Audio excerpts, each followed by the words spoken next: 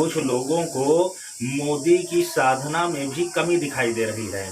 अरे उनको सोचना चाहिए कि व्यक्ति पूरी तन्मयता से जी जान से चुनाव प्रचार करने के बाद जब निपट गया तो उसके बाद वो साधना में जा करके अगर ईश्वर की शरण में और अपने को समर्पित कर दिया तो इसमें कौन सी कमी कर दिया।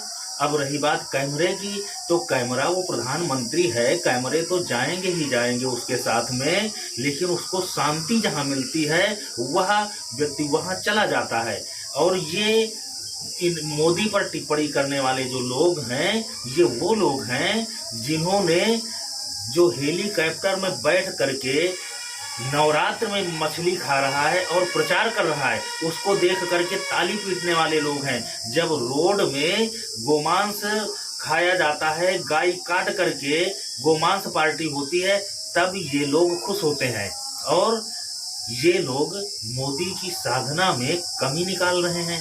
अरे भैया, ज्योतिष शास्त्र में और धर्म शास्त्रों में इसका प्रमाण है कि कल अष्टमी थी, आज नवमी तिथि है, तो दुर्गा सप्तशती आप पढ़ते हो तो दुर्गा सप्तशती में लिखा हुआ है, लेकिन ये सबको समझ में नहीं आएगा क्योंकि वो दुर्गा सप्तशती में पहले ही कह दिया गया है कि अति गुहातरम देवी देव नामपि दुर्लभम गोपनीयम प्रयत्नेन सोइनिरो पार्वती। इसमें सब कुछ है, मारणम मोहनम वस्यम विस्तम मनोचाटनादिकम, सब कुछ है हमारे शास्त्रों में, हमारे ग्रंथों में। लेकिन यह बात तो वही आदमी जानेगा जो भगवान से प्रीत रखता होगा, भगवान पे भरोसा रखता होगा, वो व्यक्ति जान पाएगा ना। लेकिन इनको तो टीका टिप्पणी करनी है विरोधियों को, और इनकी इस टीका टिप्पणी से और विरोध से ही वो व्यक्ति मजबूत होता है।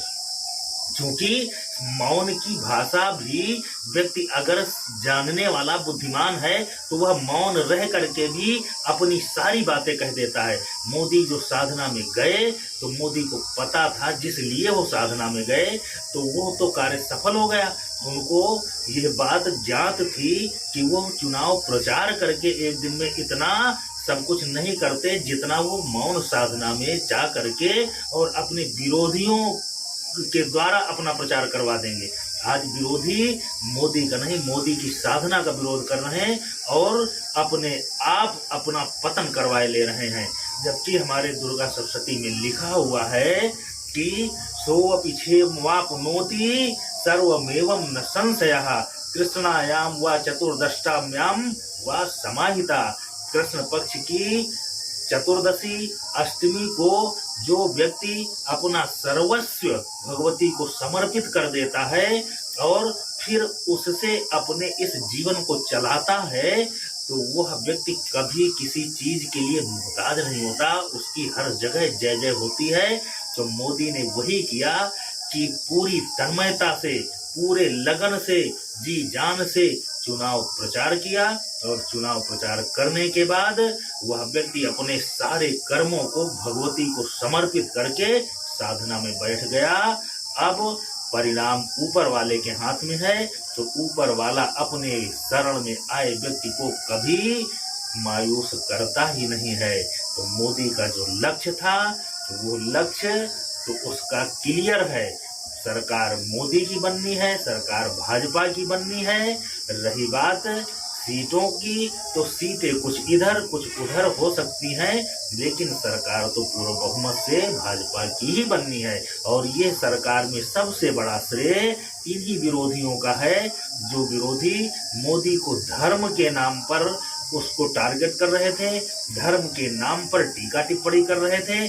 उन्होंने अपने आप को खोल दिया, विरोधियों ने अपनी पहचान बता दी कि वह मोदी विरोधी नहीं, वह तो सनातन विरोधी हैं, वह हिंदू विरोधी हैं, वह धर्म विरोधी हैं। और मोदी ने यही तो करवाया विरोधियों से।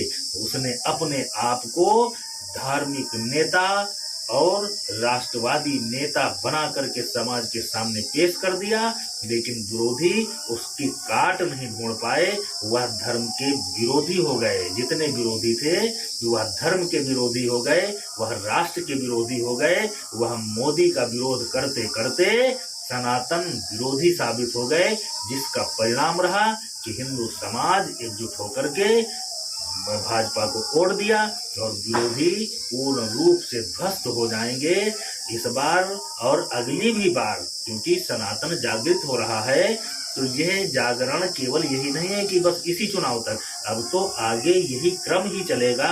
सनातन बहुसंख्यक है और बहुसंख्यक का जागरण हुआ है, जागरण होता रहेगा। अब सनातन विरोधियों की बहुत जल्दी दाल गलने वाली नहीं है। ये जो मोदी कहते हैं कि 1000 साल का हम टारगेट लेके चल रहे हैं, तो ये बात भी सत्य है कि सनातन के जागरण के बाद हजारों साल का इतिहास सनातन का ही चलेगा। फिर आगे की परिस्थितियां जो आएंगी वो आएंगी, लेकिन अभी हजारों साल तक सनातन का ही जागरण चलेगा, सनातन ही आगे बढ़ेगा। सनातन का विरोध करने वाला व्यक्ति स्वयं समाप्त होगा, क्योंकि भगवान का तो संकल्प ही यही है कि जो भगवान का विरोधी हो जाता है, भगवान ही सनातन है, रामो विग्रहवान धर्मा, राम ही धर्म है, धर्म ही सनातन है, और सनातन का विरोध करने वाला व्यक्ति स्वतः ही नष्ट हो जाता है। आज आप देख ही रहे हो कि किसी पार्टी के पास कोई मुद्दा नहीं है, केवल धर्म का चुनाव हो रहा है। कोई लाख कहे किसी भी चीज की, कोई चर्चा करे ये विकास हुआ, वो हुआ, या वो विकास करवा देंगे, किसी चीज की कोई गणना नहीं है। केवल सनातन धर्म की और केवल हिंदुत्व की चर्चा से ही चुनाव धर्म का हो गया, और धर्म का ही चुनाव है, धर्म जीतेगा।